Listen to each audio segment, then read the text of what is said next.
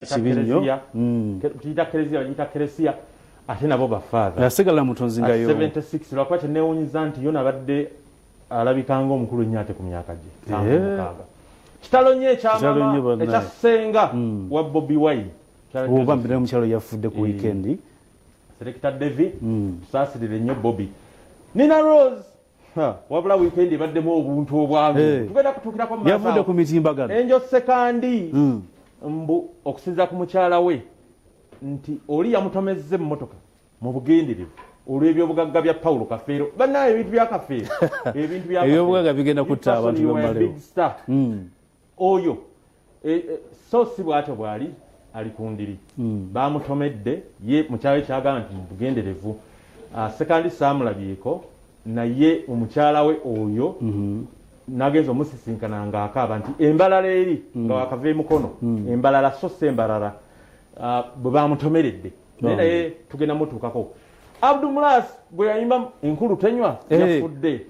rest in peace weekend ebadde yakufa kuwereere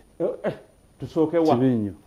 tusooke enkulu tenywa tusooke enkulu tenywa awo tulabe ekibyatugamba kaakati ekyakoze obubi Abdu nadde nkubuuza n'ogaana tajjukira enkulu tenywa yono gero tulaga omuntu omukyalo ono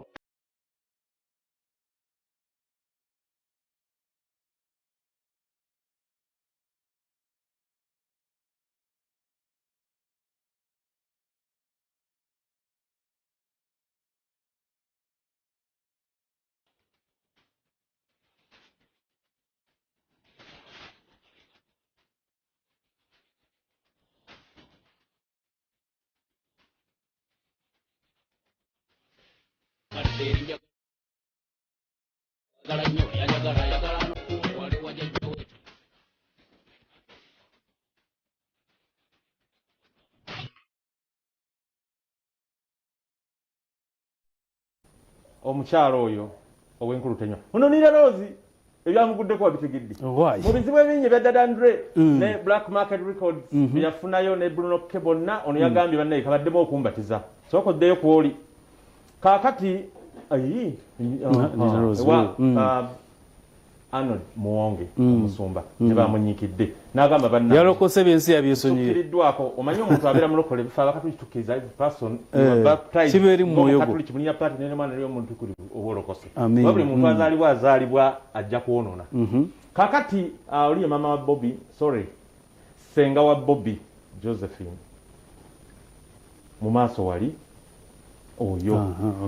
Selector abadde nkubuuza Devi kuziika kwawa oyo omukulu oyo era ndooza gomba oyo Madirat mu America nga tafunayo yafunye omuzungu omuwanvu omuzibu alinga mwana wa Muchina mukoleyo omuntu wo n'olubuto lwa Grace Kani lwongedde okukula olubuto lwa Prince Omar abange abana beekozemu omulala zekyayinawo mu weekend muno olaba ne Zuwena n'atulaga ayaya olwatulaga ekifuba kaakati awo basookawo Kaluma ne beeyongerayo Matson Falls bafidde ng'egenda ekula kati neekulira ddala n'atulaga ne Kapale Bebeke yagula ojjukira yaga nti nze mbugula emaliriza na kusimba muti weekend yabagendedde bulungi badde mpanvu era ono Kim Kardashian yali mukyala wa yesterday n'aga nti oyo omunamawulire gwe yafuna abaana kati babatwala mu custody be bagenda obalabira nti oli guni bamugjeko ne Father Musala n'asisinkana Papa His Holiness Pope Francis bambi ebyo ndowooza weekend tugibakubidde oluku mu mutwe ebibadde biwanvu nnyo nnyo enjo sekandi oyo asembire abadde Edikezo ne Pia Pauls abantu bakoze eki bogeredde remix Kenzo tamanyi kuyimba nyimba ne Kenzo tasobola remix ayimberera omwana amuleke Pia Pauls amunoonyako linnya bannange naye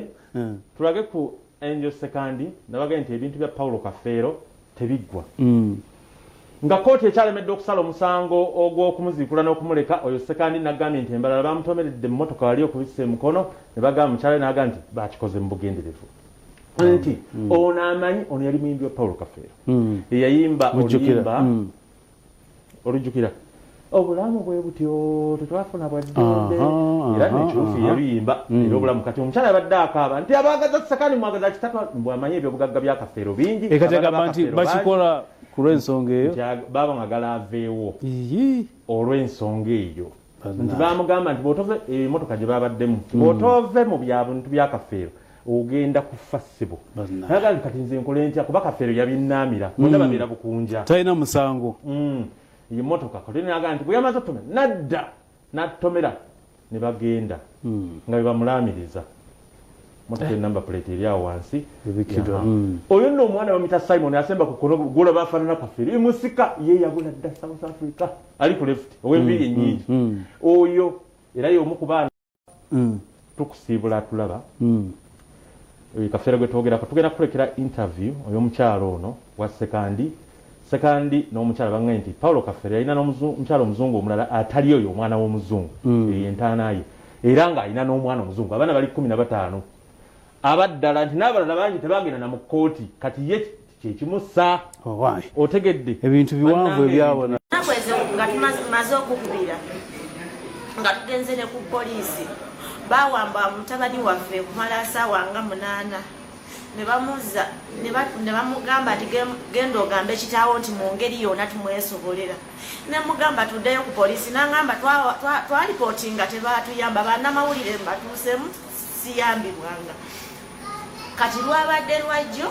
nga tuva ku luguudo motoka netukiika mu maaso ne muvaamu abaami 2 ne bamugamba enjotera okole eddaama eri obudde bwo bulabikanga obuweddeyo kyeweerijjako tokimanyi twakugamba ove ku linnya lya Kafeero ne tudda awaka nga Baba TV bamukubidde bamwetaaga ne Baba FM kati tubadde tugenda Jinja jamu n'abeera mungi ne tuyita emabega wa Katale emabega eno gye tujoyitire n'okugwamu eno ku Katosirooji motoka nejja netutomera ebadde yagala tukuba bweti driver n'awugula ne bakuba driving mirror ne mbagamba bana etuddeyo awaka wakiri tupakinge ku poliisi kati bani ababatomedde sibamanyi naye nga motoka eno etutomeredde n'emabega wegundi eno mu mpanya era yemwe yezemu netutomerera embalala wali embalala kwegambe zebalondoola ezetulondoola era bwe babadde batomera batajetinza oludda enjo lwabadde ku motoka yonna ne bagisasaalula Katonda ziza kati yani enjo goyogerako enjo sekandi okay yayimbanga ne Kafeero olowooza obuzibu buvaawa obuzibu we buva kola Kafeero waraji kati bani abataagala mu mukolo family ya Paulo Kafeero bagamba enjo sekandi ave tayina buvunaanyizibwa kukola ssente mu bintu bya Kafeero bani wali ogogamba nti ono noono omukyala bisirikirwa n'omuwala gwe bayita Elizabeth Nagawa kwa Nagawa bali babiri abaana ba Paulo naye Elizabeth Nagawa oli abagamba nti be ba Kafeero abatuufu atali owe bukunja kati kati ogambye nti Kafeero sekandi naga akagenda nnyonnyola olukalala lw'abaana ba Kafeero nga tannakibwa tutuuse mu fasi kyalina kyenkweka enjo yayiye ebyama bya Paulo ebisembayo naye bulijjo omugamba nga tegeeza eggwanga nga mama ale obulamu mbwagala kuba ebintu bya Paulo bijjuddemu bamafiya abaagula ebintu bye bagagga bazibu bamafiya mulimu nabo mu state house nze wenviireyo bajja kunzita ekinkya nga kikutuusibwako. Buy a smartphone from anywhere in Uganda and insert an Airtel SIM card. Dial *175 *94# to activate a 100% data bonus offer on weekly or monthly bundles. Airtel, the smartphone network. Some snacks sisange mu supermarkets okwetooloola eggwanga lino. Some snacks loza ku njawulo.